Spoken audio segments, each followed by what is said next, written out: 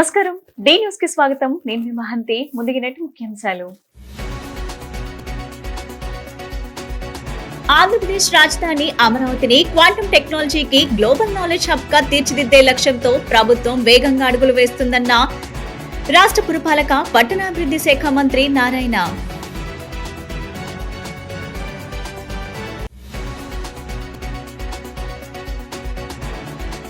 స్థానిక సంస్థల ఎన్నికలపై వైఎస్ఆర్సీపీ అధినేత మాజీ ముఖ్యమంత్రి వైఎస్ జగన్మోహన్ రెడ్డి పార్టీ ముఖ్య నేతలతో సమావేశమై అభ్యర్థులను బరిలోకి దింపాలని సూచన.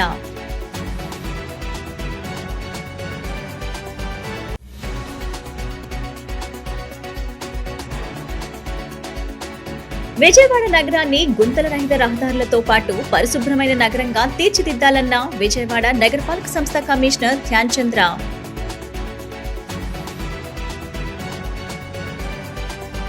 ఆంధ్రప్రదేశ్ రాజధాని అమరావతిని క్వాంటమ్ టెక్నాలజీకి గ్లోబల్ నాలెడ్జ్ హబ్ గా తీర్చిదిద్దే లక్ష్యంతో ప్రభుత్వం వేగంగా అడుగులు వేస్తుంది. దీనికి సంబంధించి రూపుదిద్దుకుంటున్న క్వాంటమ్ వ్యాలీ ప్రాజెక్ట్ నిర్మాణ పనులను రాష్ట్ర పురపాలక పట్టణాభివృద్ధి శాఖ మంత్రి నారాయణ పరిశీలించారు. గతంలో హైదరాబాద్ నగరానికి ఐటీఎస్ రంగాల్లో ప్రత్యేక గుర్తింపు తీసుకొచ్చిన విధంగానే అమరావతిని క్వాంటమ్ కంప్యూటింగ్ రంగానికి ప్రధాన కేంద్రంగా మార్చడమే తమ ప్రభుత్వ ప్రధాన ఉద్దేశమని ఈ సందర్భంగా ఆయన స్పష్టం చేశారు. భవనంలో క్వాంటమ్ ల్యాబ్ నిర్మాణం అత్యంత విశిష్టంగా సాగుతుంది. బయట ట్రాఫిక్ శబ్దాలు, ఇతర శబ్ద తరంగాలు ల్యాబ్ ను ప్రభావితం చేయకుండా ఉండేందుకు room with in room design తో పాటు ప్రత్యేక శబ్ద నియంత్రణ సాంకేతికతను ఉపయోగిస్తున్నారు. క్యాపిటల్ సిటీ ఏదైతే ఉందో ఈ యొక్క క్యాపిటల్ సిటీని గౌరవ ముఖ్యమంత్రి గారు ఇది ఒక నాలెడ్జ్ హబ్గా ఈ రాష్ట్రంలో దీన్ని ఒక నాలెడ్జ్ హబ్గా చేయాలని దీని వారు ఏ విధంగా అయితే తెలంగాణ హైదరాబాద్ నగరాన్ని ఐటీ హబ్గా చేశారో అదేవిధంగా చేయాలనే ఉద్దేశంతో క్వాంటమ్ వ్యాలీ క్వాంటమ్ కంప్యూటర్ని ఇక్కడ ఎస్టాబ్లిష్ చేసి దీని ఒక క్వాంటమ్ వ్యాలీగా దీన్ని నామకరణం చేయడం జరిగింది. ఆ ఉద్దేశంతో ఏదైతే క్వాంటమ్ వ్యాలీ మిషన్ని ఏర్పాటు చేయబోతున్నారో అటు ఐబిఎం వాళ్ళు, టీసీఎస్ వీళ్ళందరూ కలిసి దానికి సంబంధించి బిల్డింగు 45,216 చదరపు అడుగుల్లో బిల్డింగ్ ఎంతో వేగవంతంగా కన్స్ట్రక్షన్ జరుగుతుంది. మేజర్ స్ట్రక్చర్లో మేజర్ పార్ట్ కంప్లీట్ చేశారు. అయితే ఈ బిల్డింగ్లో కొన్ని స్పెషాలిటీస్ ఉన్నాయి. అదేంటంటే ఈ క్వాంటమ్ ల్యాబ్ ఫ్లోర్ ఏదైతే ఉందో దానికి యాక్చువల్గా రూమ్ విత్ ఇన్ రూమ్ అనే ఒక కాన్సెప్ట్ యాక్చువల్గా ఈ బిల్డింగ్ని డిజైన్ చేయడం జరిగింది. అదేవిధంగా భూమి నుంచి వెలువడే సిస్మిక్ శబ్దాలు, పరిసర ప్రాంతాల్లో వచ్చే ట్రాఫిక్ శబ్దాలను తాకుండా జర్మన్ టెక్నాలజీతో యాక్చువల్గా దీన్ని రూపొందిస్తున్నారు. అదేవిధంగా సమర్థవంతంగా ఈ మిషన్స్ ఇవన్నీ పనిచేయటం కోసంగా ఈ యొక్క క్వాంటమ్ చిప్పులు -273 డిగ్రీస్కి చల్లబరచడానికి హీలియం కంప్రెషర్స్, క్రయోజనిక్ డైల్యూషన్ రిఫ్రిజిరేటర్ని ఇక్కడ యూజ్ చేస్తున్నారు. అదేవిధంగా ఎలక్ట్రిసిటీ నిరంతరంగా ఉండటం కోసంగా ఎటువంటి డిస్టర్బెన్స్ లేకుండా ఉండటం కోసంగా డ్యూయల్ యాక్టివ్ ఫీడర్లు, అంటే ఒక ఫీడర్ అయినా రెండో ఫీడర్ ఉంటుంది లైవ్లో, అలాంటి సిస్టమ్ తీసుకొచ్చారు. స్థానిక సంస్థల ఎన్నికలపై వైఎస్ఆర్సీపీ అధినేత మాజీ ముఖ్యమంత్రి వైఎస్ జగన్మోహన్ రెడ్డి కీలక వ్యాఖ్యలు చేశారు. ఎన్నికలు స్వేచ్ఛగా నిష్పక్షపాతంగా జరిగితే కూటమి ప్రభుత్వానికి వ్యతిరేకంగా ప్రజలు స్పష్టమైన తీర్పు ఇస్తారని అన్నారు. పార్టీ ముఖ్య నేతలతో సమావేశమైన వైఎస్ జగన్ స్థానిక ఎన్నికలను ప్రతిష్టాత్మకంగా తీసుకుని బలమైన అభ్యర్థులను బరిలోకి దింపాలని నేతలకు సూచించారు. స్థానిక సంస్థల ఎన్నికలు కేవలం గెలుపోటములకు సంబంధించినవి కాదని పార్టీ కార్యకర్తలకు అండగా నిలబడాల్సిన ఎన్నికలని వైఎస్ జగన్ అన్నారు. ఎన్నికలు స్వేచ్ఛగా నిష్పక్షపాతంగా జరిగితే కూటమి ప్రభుత్వానికి వ్యతిరేకంగా ప్రజలు ఓట్లు వేస్తారని పేర్కొన్నారు. గతంలో MPTC, municipal, ZP chairman, mayor ఎన్నికల్లో అధికార దుర్వినియోగం, దౌర్జన్యాలు, ప్రలోభాలను చూశామని గుర్తు చేశారు. అధికార పార్టీ ఎన్ని ఇబ్బందులు పెట్టినా పార్టీ నాయకత్వం తమకు అండగా ఉందనే భరోసా ప్రతి కార్యకర్తకు కల్పించాలని జగన్ సూచించారు. ఇప్పుడే కార్యకర్తలకు అండగా నిలిస్తే రాబోయే సాధారణ ఎన్నికల్లో వారు మరింత ఉత్సాహంతో పార్టీ కోసం పనిచేస్తారన్నారు. స్థానిక సంస్థల పదవులకు ప్రత్యక్ష ఎన్నికలు నిర్వహిస్తామని ప్రభుత్వం చేస్తున్న ప్రకటన వైఎస్ఆర్సీపీకి అనుకూలంగా మారే అవకాశముందని జగన్ వ్యాఖ్యానించారు. అందుకే ప్రతి స్థానంలో బలమైన అభ్యర్థులను ఎంపిక చేసి పోటీకి దించాలని నేతలకు సూచించారు. ప్రధాన పదవికి బలమైన అభ్యర్థి ఉంటే ఎంపీటీసీలు, కార్పొరేటర్లు, వార్డు అభ్యర్థులకు కూడా బలం, పర్యవేక్షణ లభిస్తుందని చెప్పారు. అవసరమైన చోట కార్యకర్తలకు అండగా నిలిచేందుకు కుటుంబ సభ్యులను సైతం ఎన్నికల బరిలోకి దింపేందుకు వెనుకాడొద్దని సూచించారు. ప్రజల గొంతుకు వినిపించేలా, పార్టీ కార్యకర్తలకు భరోసా కల్పించేలా ప్రతి స్థానంలో వైఎస్ఆర్సీపీ పోటీ చేయాలని వైఎస్ జగన్ స్పష్టం చేశారు. ఎందుకంటే స్థానిక సంస్థలకు సంబంధించి జరగబోతా ఉన్నట్టుగా ప్రభుత్వం ప్రకటనలు చేస్తూ ఉన్న నేపథ్యంలో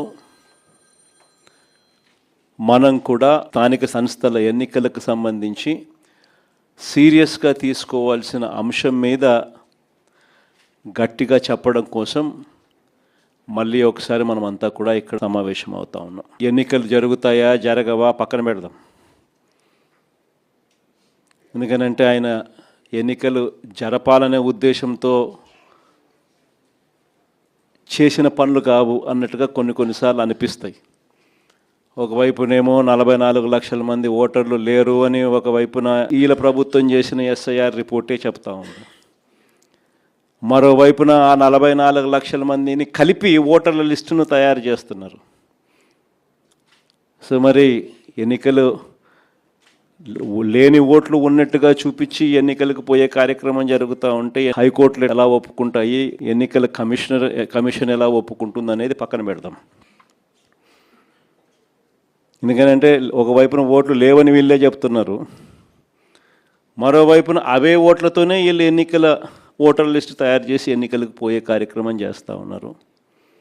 అంటే లేని ఓట్లను ఉన్నట్టుగా ఓటర్ లిస్టు తయారు చేసుకొని ఎన్నికలకు పోవడం అన్నది చట్ట ప్రకారం నేరం. ఎందుకంటే గోస్ట్ ఓట్స్ను వీళ్ళే దొంగ ఓట్లక వీళ్ళే వేసుకునే ప్రమాదం పొంచి ఉన్నది అని క్రిస్టల్ క్లియర్గా కనిపిస్తూ ఉన్న నేపథ్యంలో, రెండో వైపున బీసీలకు సంబంధించి 34% రిజర్వేషన్స్ అని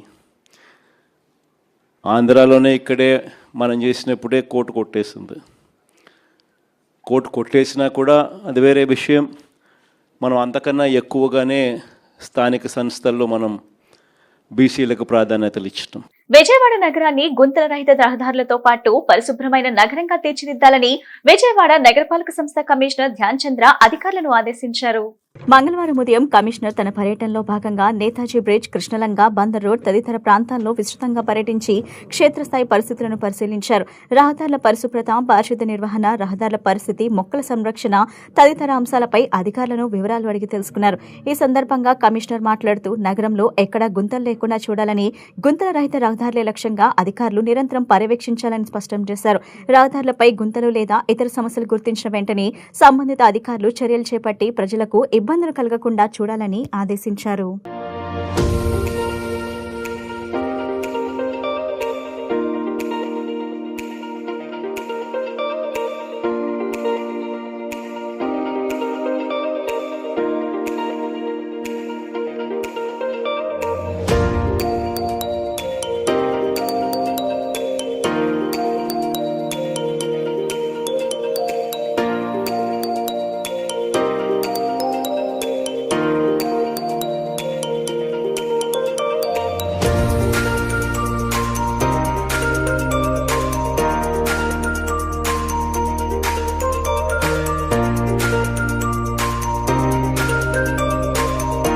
బీసీలే తమ వెన్నుముక అంటూ పదే పదే చెప్పుకునే తెలుగుదేశం పార్టీ బీసీల నడ్డి విరుస్తుందని జాతీయ బీసీ సంక్షేమ సంఘం రాష్ట్ర అధ్యక్షులు బోను దుర్గా నరేష్ అన్నారు. బీసీ నేతలే టార్గెట్ గా చేసుకుని కూటమి ప్రభుత్వం కక్ష సాధింపు చర్యలకు పాల్పడుతుందని ఆయన ఆరోపించారు. కూటమి పాలనకు చర్మగీతం పాడే రోజు దగ్గరలోనే ఉందని ఆయన వ్యాఖ్యానించారు. విజయవాడ కొత్త ప్రభుత్వాసుపత్రి సమీపంలోని వెటర్నరీ కాలనీలో జాతీయ బీసీ సంక్షేమ సంఘం కార్యాలయం నందు ఏర్పాటు చేసిన విలేకరుల సమావేశంలో సంఘం రాష్ట్ర అధ్యక్షులు బోను దుర్గా నరేష్ మాట్లాడారు. బీసీలకు ఇచ్చిన హామీలను అమలు చేసేందుకు కూటమి ప్రభుత్వం ఆపసోపాలు పడుతుందన్నారు. బీసీలే తమ వెన్నుముక అంటూ ఊదరగొట్టే టీడీపీ పార్టీ బలమైన బీసీ నేత కార్మూరి నాగేశ్వరరావుపై అక్రమ కేసులు నమోదు చేయడం దుర్మార్గమన్నారు. జగన్ హయాంలో వచ్చిన మద్యం పాలసీలో అవకతవకలు, లోపాలు ఉన్నట్లు సిట్ ఎక్కడా పేర్కొలేదని అన్నారు. కేవలం 8 లక్షల రూపాయల లావాదేవీలు జరిగినట్లు గుర్తించిందని దానిపై కూటమి దుష్ప్రచారం చేస్తుందన్నారు. బీసీలను లక్ష్యంగా చేసుకుని బలమైన నాయకులను అక్రమ అరెస్టులు చేయడం దారుణమన్నారు. కూటమి పాలనకు చర్మగీతం పాడే రోజులు దగ్గరలోనే ఉన్నాయని దుర్గా నరేష్ వ్యాఖ్యానించారు. విలేకరుల సమావేశంలో పాల్గొన్న పారిశ్రామికవేత్త కోగంటి సత్యం మాట్లాడుతూ బీసీల పట్ల కూటమి ప్రభుత్వం అనుసరిస్తున్న తీరును ఆయన ఖండించారు. బీసీలంతా ప్రభుత్వ పాలనలో అసంతృప్తితో ఉన్నారన్నారు. ఉద్దేశపూర్వకంగానే మాజీ మంత్రి కారుమూరి నాగేశ్వరరావుపై అక్రమ కేసులు బనాయించి వేధిస్తున్నారన్నారు. బీసీలకు ఒకవైపు పెద్దపీట వేస్తూనే వారిపై కక్ష సాధింపులకు పాల్పడుతున్నారని విమర్శించారు. 543 మంది పార్లమెంట్ సభ్యుల్లో 340 మంది కేసులు ఉన్నాయన్నారు. బీసీలపై కక్ష సాధింపు ఆపోకపోతే మళ్లీ అధికారంలోకి రాలేరని ఆయన స్పష్టం చేశారు. ఏలూరుకు చెందిన మాజీ కార్పొరేటర్ జాతీయ బీసీ సంక్షేమ సంఘం మహిళా అధ్యక్షురాలు హేమ మాట్లాడుతూ ఏ పార్టీ అధికారంలోకి వచ్చినా బీసీలను ఓటు బ్యాంకుగా చూస్తున్నారు తప్ప వారి సంక్షేమాన్ని విస్మరిస్తున్నారని అన్నారు. అన్ని పార్టీల్లో అగ్రకుల ఆధిపత్యం కొనసాగుతుందని, ప్రస్తుతం ఉన్న జంజీ తరాన్ని చూసి బుద్ధి తెచ్చుకోవాలని ఆమె పేర్కొన్నారు. కారుమూరి నాగేశ్వరరావును అరెస్టును వ్యక్తిగతంగా ఖండిస్తున్నామన్నారు. విలేకరుల సమావేశంలో కోగంటి సత్యం, బీసీ సంక్షేమ సంఘం రాష్ట్ర మహిళా అధ్యక్షురాలు హేమ, రాష్ట్ర యువజన విభాగ అధ్యక్షులు రంగు విక్రమ్, ఏలూరు జిల్లా అధ్యక్షులు భీమవరపు సురేష్, మహేశ్వర లక్ష్మణ్, మండూరి మద్దుకృష్ణతో పాటు పలువురు జాతీయ బీసీ సంక్షేమ సంఘం ప్రతినిధులు పాల్గొన్నారు. ముఖ్యంగా ఇవాళ కూటమి ప్రభుత్వం అధికారంలోకి వచ్చిన తర్వాత దాదాపు 2.5 సంవత్సరాల కాలం దాటింది. వాళ్ళిచ్చిన 6 హామీలకి ఆప్సోపాలు పడుతూ వాటి గురించి అడిగిన ఏ ఒక్కరిని కూడా ఉపేక్షించేది లేదంటూ, ముఖ్యంగా బీసీలే మా పార్టీకి వెన్నెముక అంటూ బీసీల యొక్క వెన్నెముక నీర్చే ప్రకారంగా ఈ కూటమి ప్రవర్తించడం అనేది చాలా దారుణంగా ఉంది. చూస్తుంటే బీసీ నాయకులు అనేవాళ్ళు ఇక రాజకీయం చేయకూడదని, బీసీ నాయకులు అనేవాళ్ళు వ్యాపారాలు చేయకూడదని, బీసీ నాయకులకు ఎటువంటి అసలు ఒక లాభం చేకూర్చే దాంట్లో కూడా ఎక్కడ బీసీలు కనపడకూడదని ఈ కూటమి ప్రభుత్వం ముఖ్య ఆలోచనగా ఉంది. దీంట్లో భాగంగానే మేము గతంలో చెప్పాం కారుమూరి నాగేశ్వరరావు ఫ్యామిలీ గురించి. ఎంత దుర్మార్గంగా కొడుకుని అరెస్ట్ చేశారు, బెయిల్ రానివ్వకుండా చేస్తూ ఉన్నారు. అదే ప్రకారంగా నిన్న కారుమూరి నాగేశ్వరరావు కూడా అరెస్ట్ చేశారు. ఇందులో అత్యంత బాధాకరమైన విషయం ఏంటంటే కారుమూరి నాగేశ్వరరావు గారి మీద సిట్టు కానీ, అలాగే ప్రత్యేకంగా మన కూటమి ప్రభుత్వం వేసిన వేరే కూటమి కానీ మొత్తం కలిపి ఈడీ కానీ తేల్చింది ఎంతయ్యా అంటే 15,000 కోట్లు, 7,000 కోట్లు, 6,000 కోట్లు అన్నారు. తీరమో చూస్తే నిన్న అందరూ ఆశ్చర్యపోయే విధంగా 8 లక్షల రూపాయలు కారుమూరి నాగేశ్వరరావు మీద లావాదేవీలు జరిగినాయంట. ఎంత? 8 లక్షల రూపాయలు. ఇది మేము చెప్తుంది కాదు. నిన్న మేము హైదరాబాద్ కోర్టులో ఏదైతే అక్కడ న్యాయవాదులు కారుమూరి నాగేశ్వరరావు తరఫున వాదించారో ఆ పాయింట్లన్నీ చూస్తే అసలు ఎవరికి అసలు ఏ విధంగా బీసీలని వీళ్ళు టార్గెట్ చేస్తారనేది క్లియర్ కట్గా అర్థం అవుతాం. ఈ రోజున మన అందరం సమావేశం అవడానికి కారణం బీసీలు ఐక్యంగా ఉండాలని, బీసీల మీద జరుగుతున్నటువంటి కూటమి వాళ్ళు ప్రవర్తిస్తున్నటువంటి ఆ ప్రవర్తనలో బాగాలేదని చెప్పేసి ప్రత్యేకించి బీసీ సంఘం తరపు నుంచి ఇంకా తమ్ముడు అడిగారు టవల్ వేసుకుంటారా అని. నాకు కులం లేదు బాబు, నేను కమ్యూనిస్ట్ అయ్యా, ఏం పర్లేదు నేను వేసుకుంటాను అని చెప్పాను. ఎందుకనంటే ఈ రోజున నిన్న హైకోర్టులో జరిగినటువంటి నాగేశ్వరరావు గారితో నాకు మంచి సంబంధాలు ఉన్నాయి. అంటే అన్ని పార్టీలతో సంబంధాలు ఉంటాయి, అలానే నాగేశ్వరరావు గారితో కూడా నాకు మంచి సంబంధాలు ఉన్నాయి. నిన్న హైకోర్టులో జరిగినటువంటి వాదనలో, హైదరాబాద్ కోర్టులో జరిగినటువంటి వాదనలో మరి ఈయనకి 8 లక్షల రూపాయలు మాత్రమే ఈయన షేర్ అని చెప్పేసి తెలియదు. అసలు నేను ఇంకోటి అడుగుతున్నా, అసలు మీరు అసలు జగన్ గారిని ఎందుకు అరెస్ట్ చేయరు? అట్లనే ఈ కాంట్రాక్టర్ ఉన్నాడు, కాంట్రాక్టర్ని ఎందుకు అరెస్ట్ చేయరు? ఇందాక సోదరుడు నరేష్ పెద్దలు కోగంటి సత్యం గారు చెప్పినట్లు బీసీలని కేవలం ఓటు బ్యాంక్గా చూస్తున్నారు. అది ఏ ప్రభుత్వమైనా. ఇక్కడ మేము ప్రభుత్వాలు గురించి మాట్లాడడానికో లేదంటే పార్టీలను తిట్టడానికో కూర్చోలేదు. బీసీలారా మేల్కొనండి. ఒక్కసారి ఆలోచించండి. ఏ పార్టీ వస్తే ఎవరు లాభపడుతున్నారు, ఏ అగ్రకులాలకి ఎక్కువ సీట్లు వస్తున్నాయి, ఏ అగ్రకులాలకి కాంట్రాక్ట్లు వస్తున్నాయి. మనం బీసీలు ఏం చేయాలంటే పార్టీల పేర్లు చెప్పుకుని కుమ్ములు ఆడుకోవాలి. మనలో మనం కాళ్ళు పట్టుకుని లాక్కోవాలి. మనలో మనం ఒకడు బాగుపడుతుంటే ఏడవాలి. పక్కనోడు అరెస్ట్ అయితే మనం సంకలు గుద్దుకోవాలి. అంతే తప్ప అసలు అది అరెస్ట్ కరెక్టా కాదా, అసలు కేసు ఏంటి, ఏదో ఒక న్యూస్, ఫ్లాష్ న్యూస్ ఆ పార్టీ ఛానల్ చెప్తుంది. ఇంకా మనం దాని ప్లకార్డులు పట్టుకొని తిరిగేయడమే. అది కోర్టులోకి వెళ్ళిందా, అసలు అది ఏంటి, దాని మీద నేరం ఎంతవరకు తీవ్రత ఉంది. సమాజ పురోభివృద్ధికి ఎంతగానో దోహదం చేసే సాహిత్య కళారంగాలను ప్రభుత్వం పట్టించుకోకపోవటం దారుణమని ఆంధ్రప్రదేశ్ ప్రజా నాట్య మండలి రాష్ట్ర అధ్యక్షులు చంద్రనాయక్ విమర్శించారు. సాహిత్య కళారంగం సమాజాన్ని, ఉత్తేజాన్ని, వినోదాన్ని, విజ్ఞానాన్ని, చైతన్యాన్ని కలిగించే ఆయుధాలని, వాటిని విస్మరిస్తున్న ప్రభుత్వ విధానాన్ని ప్రతి ఒక్కరూ ఖండించాలన్నారు.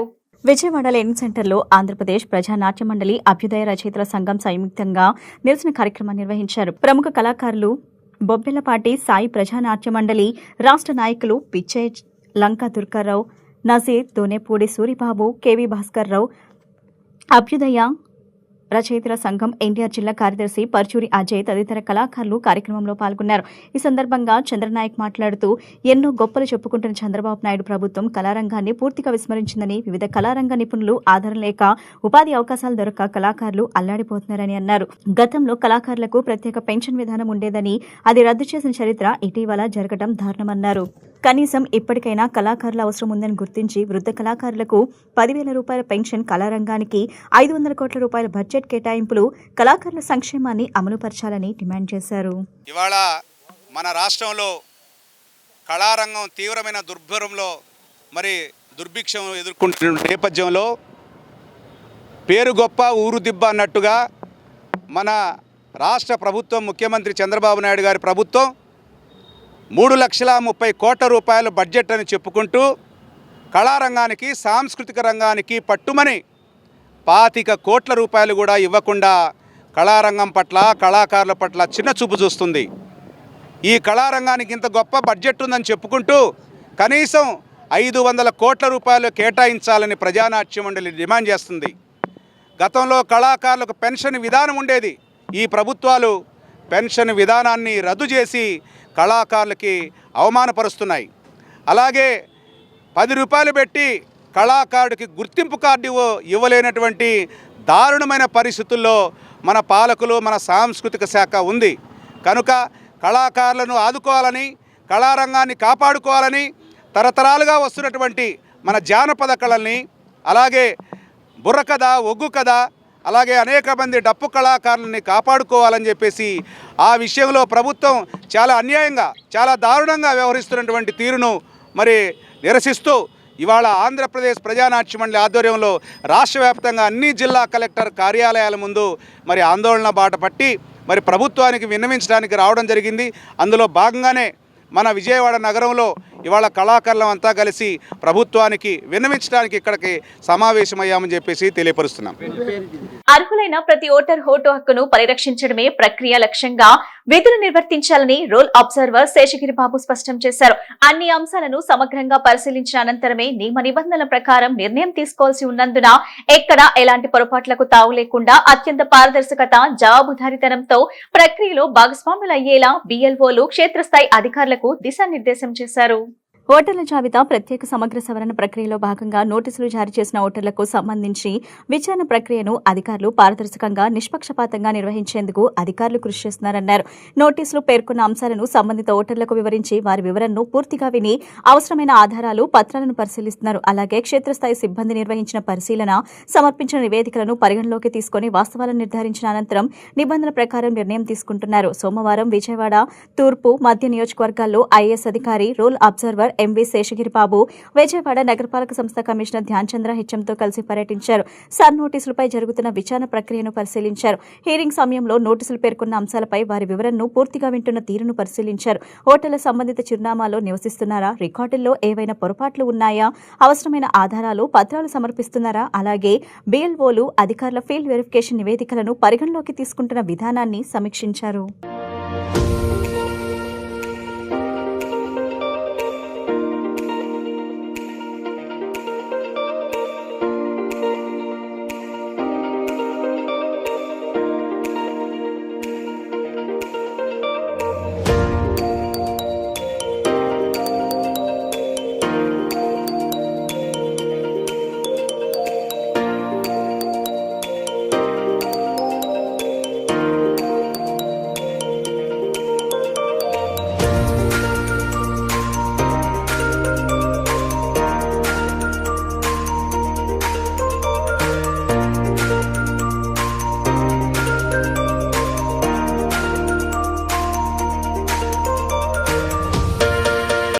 సర్వీస్ ఉపాధ్యాయులను టెట్ నుంచి మినహాయించేలా కేంద్ర ప్రభుత్వంపై ఒత్తిడి తీసుకురావాలని వైఎస్ఆర్సీపీ టీచర్స్ ఎమ్మెల్సీ కల్పలతారెడ్డి కోరారు. ఉపాధ్యాయ సంఘాలు ఇన్ సర్వీస్ టీచర్లకు టెట్ నుంచి మినహాయింపు ఇవ్వాలని కోరుతున్నా ప్రభుత్వం స్పందించడం లేదని తెలిపారు.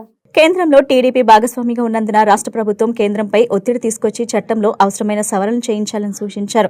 ప్రభుత్వం ప్రకటించిన స్పెషల్ టెట్ కు సాధారణ టెట్ కు పెద్దగా తేడా లేదని కల్పలతారెడ్డి అన్నారు.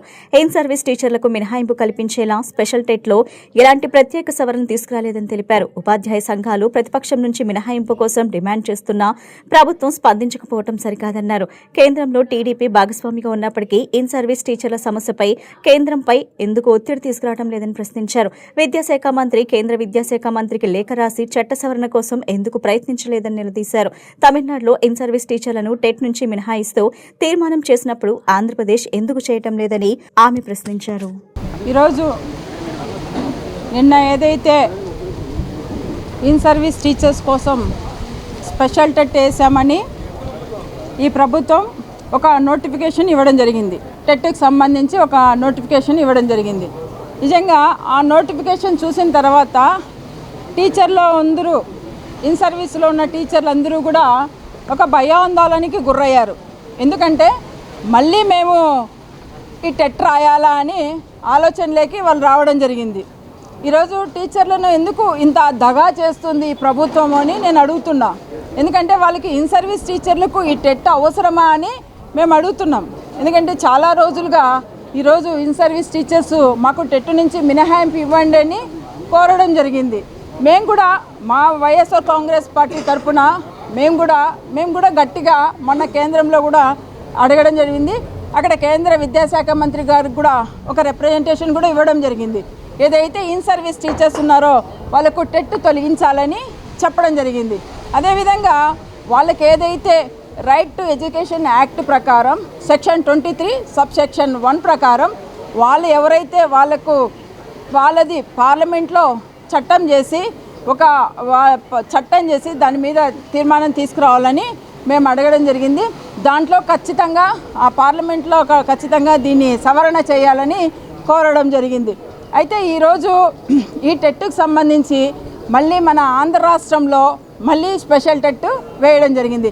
ఇక్కడ విద్యాశాఖ మంత్రి గారిని నేను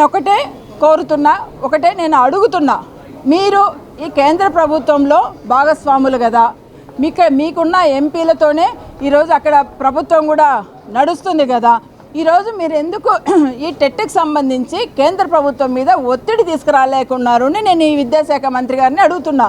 చికిత్సలో తీవ్ర అలసత్వం వహించి ఒక వృద్ధురాలి మృతికి కారణమయ్యారనే ఆరోపణలపై స్వరా హాస్పిటల్ పై సత్యనారాయణపురం పోలీసులు క్రిమినల్ కేసు నమోదు చేశారు. కోర్టు ఆదేశాల మేరకు ఆసుపత్రి మేనేజింగ్ డైరెక్టర్ డాక్టర్ వెంకట్ తో పాటు మరో 8 మంది వైద్యులపై ఎఫ్ఐఆర్ నమోదు చేసి దర్యాప్తు ప్రారంభించారు. రైల్వే ఉద్యోగి రత్నకృష్ణమూర్తి తన తల్లి అప్పాయమ్మను 2023లో మెరుగైన వైద్యం కోసం విజయవాడలోని స్వర ఆసుపత్రిలో చేర్పించారు. అయితే అక్కడ అర్హత లేని వైద్యులతో చికిత్స అందించడమే కాకుండా అత్యవసర సమయంలో సకాలంలో సరైన వైద్యం అందించకపోవడం వల్లే తన తల్లి మృతి చెందిందని కృష్ణమూర్తి ఆరోపించారు. ఆసుపత్రి వర్గాల నిర్లక్ష్యంపై పోలీసులకు ఫిర్యాదు చేసిన స్పందన లభించకపోవడంతో ఆయన Vijayawada 3rd additional chief judicial magistrate కోర్టును ఆశ్రయించారు. వైద్యుల నిర్లక్ష్యంతో పాటు ఆధారాల ట్యాంపరింగ్, బెదిరింపులకు పాల్పడ్డారని కోర్టు దృష్టికి తీసుకెళ్లారు. కృష్ణమూర్తి దాఖలు చేసిన పిటిషన్ను విచారించిన న్యాయస్థానం సమగ్ర విచారణ జరిపి కేసు నమోదు చేయాలని పోలీసులను ఆదేశించింది. కోర్టు ఉత్తర్వుల మేరకు సత్యనారాయణపురం సీఐ లక్ష్మీనారాయణ కేసు వివరాలను వెల్లడించారు. 3rd additional chief judicial magistrate ఆదేశాల మేరకు స్వర ఆసుపత్రి ఎండీ డాక్టర్ వెంకట్ సహా 9 మంది వైద్యులపై కేసు నమోదు చేశామని సీఐ తెలిపారు. ఆసుపత్రి యాజమాన్యంపై ఐపీసీ 406, 468, 471, 506, 304A, 201, 208, 371, 386 RW 149-2 NIR నమోదు చేసినట్లు సీఐ స్పష్టం చేశారు. ఈ ఘటనపై అన్ని కోణాల్లో సమగ్ర విచారణ జరిపి బాధ్యులపై చట్టపరమైన చర్యలు తీసుకుంటామని ఆయన పేర్కొన్నారు. బీఆర్టీఎస్ రోడ్లో ఉన్న స్వర హాస్పిటల్పై ఎఫ్ఐఆర్ రిజిస్టర్ చేయడం జరిగింది.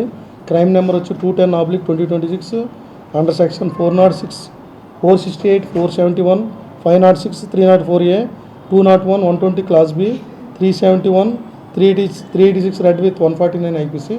ఇది కోర్ట్ ఎండార్స్డ్ పిటిషన్ అండి. ఇది honourable 3rd additional chief judicial magistrate రిపోర్ట్పై దీని మీద ఎఫ్ఐఆర్ రిజిస్టర్ చేయడం జరిగింది. ఇది రత్నకృష్ణమూర్తి అనే అతను వాళ్ళ మదర్ని 27/10/2023 స్వర హాస్పిటల్లో జాయిన్ చేశారు. 23వ సంవత్సరం 2023.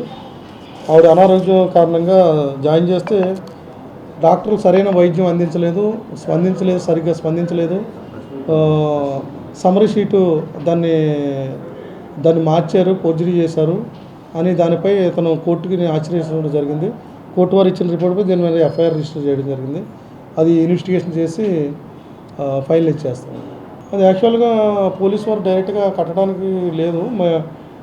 ఎవరన్నా హాస్పిటల్ ట్రీట్మెంట్ చనిపోయినప్పుడు మెడికల్ బోర్డుకి ఇస్తారు. మెడికల్ బోర్డు ఇచ్చిన రిపోర్ట్ ప్రకారంగా ఎఫ్ఐఆర్ వేస్తాము. అతను అంటే బాడీ ఇంక్రిమినేషన్ అయిపోయిన తర్వాత రిపోర్ట్ ఇచ్చినట్టున్నాడు. ఇక్కడ ఇచ్చాడు, అక్కడ వెళ్ళాడు, కోర్టుకే వెళ్ళాడు ఆయన. కోర్టుకి వెళ్ళి అంటే వాళ్ళ హాస్పిటల్తో మాట్లాడచ్చే తెలియదు. కోర్టుకి వెళ్ళిన తర్వాత అది ఇప్పుడు వచ్చింది, దీని మీద ఇప్పుడు ఎఫ్ఐఆర్ వేసాం. 9 మంది మీద నమోదైందండి.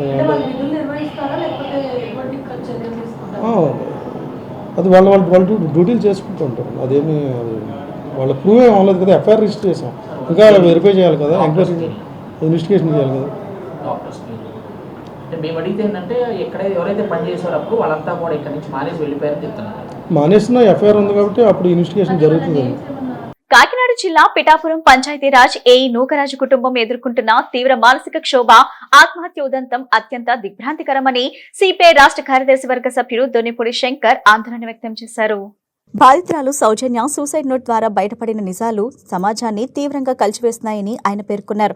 ఈ సందర్భంగా ఆయన మాట్లాడుతూ ఫాస్ట్ ట్రాక్ కోర్టు ఏర్పాటు చేసి సాదిక్ అనే వ్యక్తి బాధితురాలిని ప్రైవేట్ వీడియోలతో బ్లాక్మెయిల్ చేస్తూ భర్తను హతమార్చి ఆస్తులను కాజేసి మత మార్పిడికి ఒత్తిడి తెచ్చిన ఘటనపై ప్రత్యేక ఫాస్ట్ ట్రాక్ కోర్టు ఏర్పాటు చేసి కుల మతాలకు విచారణ త్వరగా పూర్తి చేయడం ద్వారా బాధితులకు పూర్తిగా న్యాయం చేయాలని ఈ దారుణాన్ని కొడిగట్టిన ప్రధాన నిందితుడితో పాటు అతనికి సహకరించిన వారిపై చట్టపరమైన కఠిన చర్యలు తీసుకుని బాధిత కుటుంబానికి తగిన న్యాయం అందించాలన్నారు.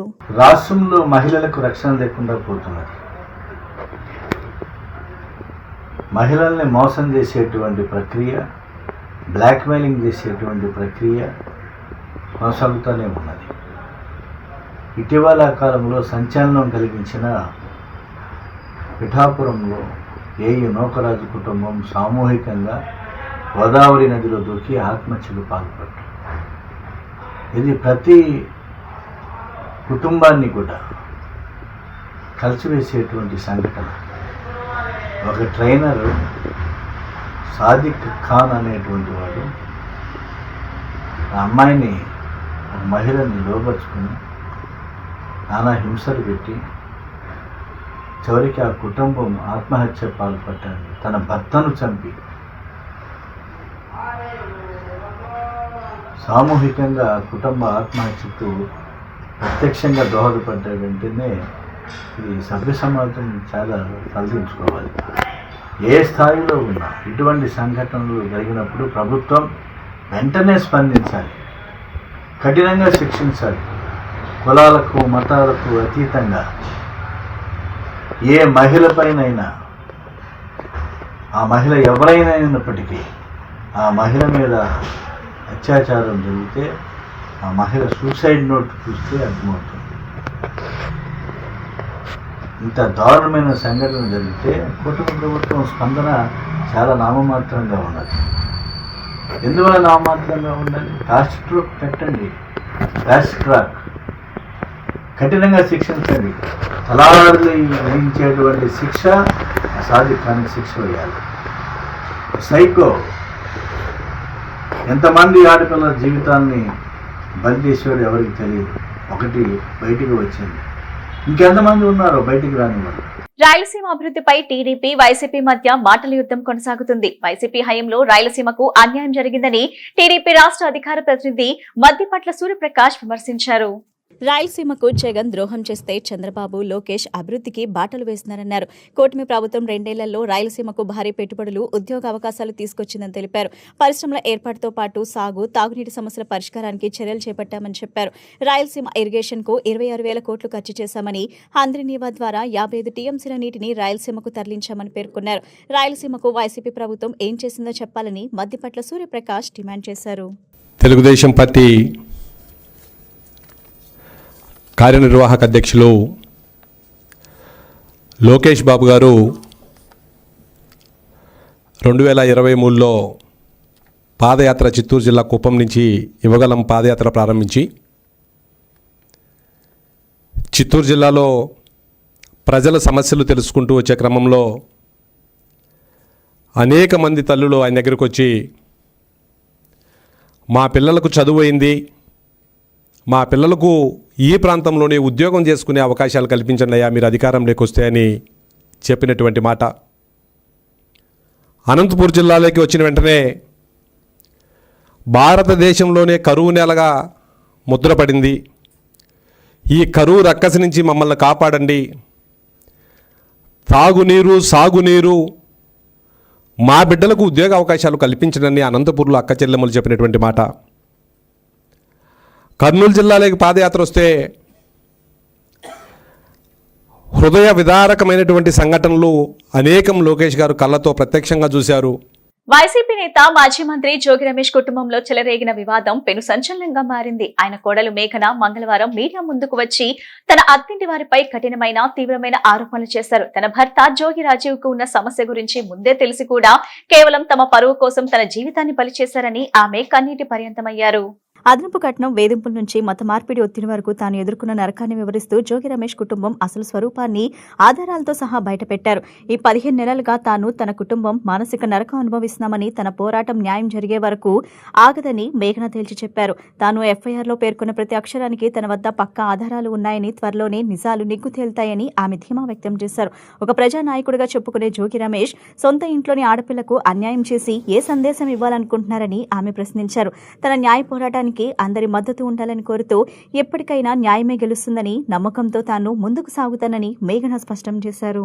ఇప్పుడు ఇన్ని డేస్ నుంచి సపోర్ట్ చేసిన నా మీడియా వారందరికీ ఫస్ట్ ప్రతి ఒక్కరికి పేరు పేరుగా నేను థ్యాంక్స్ చెప్పుకుంటున్నానండి. ఎందుకంటే ఒక ఆడపిల్లకి అన్యాయం జరిగినందుకు మీరందరూ కూడా ఇన్ని రోజుల నుంచి నాకు సపోర్ట్ చేసి నాకు స్టాండ్ తీసుకొని నా గురించి అన్యాయాన్ని మీరు మీ ద్వారా ప్రజలందరికీ తెలియజేసినందుకు నాకు ఫస్ట్ మీ అందరికీ కృతజ్ఞతలు తెలుపుకుంటున్నాను. అయితే ఇప్పుడు నేనేమీ పెద్ద ఇట్లా ప్రొఫెషనల్ ఏం కాదండి. ఒక ఆడపిల్లకి, మీ ఇంటి ఆడపిల్లకి అన్యాయం జరిగితే ఎట్లా అయితే ఎక్స్ప్రెస్ చేస్తుందో అదేవిధంగా నాకు జరిగిన అన్యాయాన్ని ఖచ్చితంగా మీ ముందుకి జరిగిన అన్యాయాన్ని, జరిగిన వాస్తవాల్ని మీ అందరి ముందు మీ ద్వారా తెలియజేయాలని ఇవాళ ఇక్కడికి రావడం జరిగింది. అయితే ఇక్కడికి వస్తున్నందుకు ఇలాంటి రోజు ఒకటి నాకు వస్తుంది అని కూడా నేను అనుకోలేదు. ఇక్కడ రావడము, ఇలా అన్యాయం జరిగి ఇట్లా అందరి ముందు మాట్లాడడం కూడా ఒక ఆడపిల్లగా చాలా ఫస్ట్ బాధాకరంగా ఉంది నాకు. బట్ నేను ఇప్పుడు జరిగిన నాకు బాధలు, నాకు జరిగిన ప్రాబ్లమ్స్, అన్యాయం అన్నీ కూడా నేను ఎదుర్కొని గట్టిగా నిలబడి ఇప్పుడు మీ అందరి ముందు నేను ఇది పెడుతున్నందుకు నేను గర్వంగా ఫీల్ అవుతున్నాను. ఎందుకంటే ప్రతి ఒక్క ఆడపిల్ల కూడా అన్యాయం జరిగితే లోపల కుమిలిపోయి కూర్చోకూడదు. ప్రతి ఒక్కరు బయటికి వచ్చి మాట్లాడితేనే వాళ్ళకి న్యాయం జరుగుతుంది. టీడీపీ జాతీయ ఉపాధ్యక్షుడు బుద్ధ వెంకన్న వైసీపీపై తీవ్ర విమర్శలు చేశారు. బీసీలు అంటే టీడీపీ అంటే బీసీలు అనే నమ్మకం దశాబ్ద కాలంగా ఉందన్నారు. చంద్రబాబు సీఎంగా ఉంటేనే బీసీలకు న్యాయం జరుగుతుందని పేర్కొన్నారు. బీసీలకు తామేదో చేశామని జగన్ గొప్పలు చెప్పడం సరికాదని, గత ప్రభుత్వంలో బీసీ రిజర్వేషన్లు ఎందుకు తగ్గించారో జగన్ సమాధానం చెప్పాలని డిమాండ్ చేశారు. బీసీల కోసం టీడీపీ చేసిన కార్యక్రమాలపై బహిరంగ చర్చకు తాము సిద్దమని సవాల్ విసిరారు. ఎన్టీఆర్, చంద్రబాబు మాత్రమే బీసీలను గుర్తించి ప్రోత్సహించారని, చేతి వృత్తుల వారికి పనిముట్లు అందించి ఆర్థికంగా ఎదిగేలా చేశారన్నారు. బీసీలకు పదవులు ఇవ్వటం మాత్రమే కాకుండా వారిని రాజకీయ, ఆర్థిక శక్తిగా తీర్చిదిద్దటమే టీడీపీ లక్ష్యమని చెప్పారు. స్థానిక సంస్థల ఎన్నికలు సమీపిస్తున్న నేపథ్యంలోనే జగన్ కు ఇప్పుడు బీసీలు గుర్తుకొచ్చారని విమర్శించారు. బీసీలను రెచ్చగొట్టి రాజకీయ లబ్ధి పొందాలని వైసీపీ చూస్తుందని ఆరోపించారు.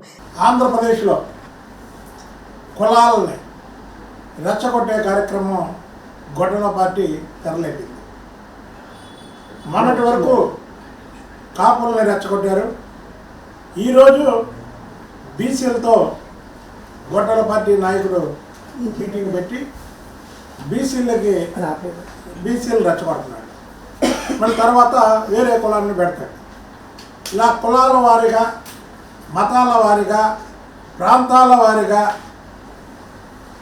విడదీసి పాలించడం జగన్మోహన్ రెడ్డి కుటుంబానికి అలవాటుగా మారిపోయింది. ఇవాళ బీసీల గురించి మాట్లాడే అర్హత గొడ్డల పార్టీ అధినేతకి లేదు.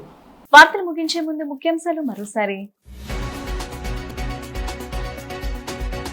ఆంధ్రప్రదేశ్ రాజధాని అమరావతిని క్వాంటం టెక్నాలజీకి గ్లోబల్ నాలెడ్జ్ హబ్ గా తీర్చిదిద్దే లక్ష్యంతో ప్రభుత్వం వేగంగా అడుగులు వేస్తుందన్న రాష్ట్ర పురపాలక పట్టణాభివృద్ధి శాఖ మంత్రి నారాయణ.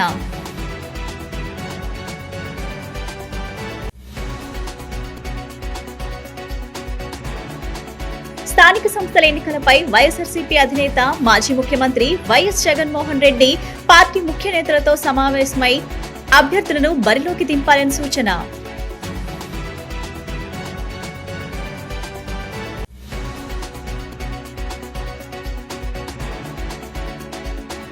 విజయవాడ నగరాన్ని గుంతల రహిత రహదారులతో పాటు పరిశుభ్రమైన నగరంగా తీర్చిదిద్దాలన్న విజయవాడ నగరపాలక సంస్థ కమిషనర్ ధ్యాన్ చంద్ర.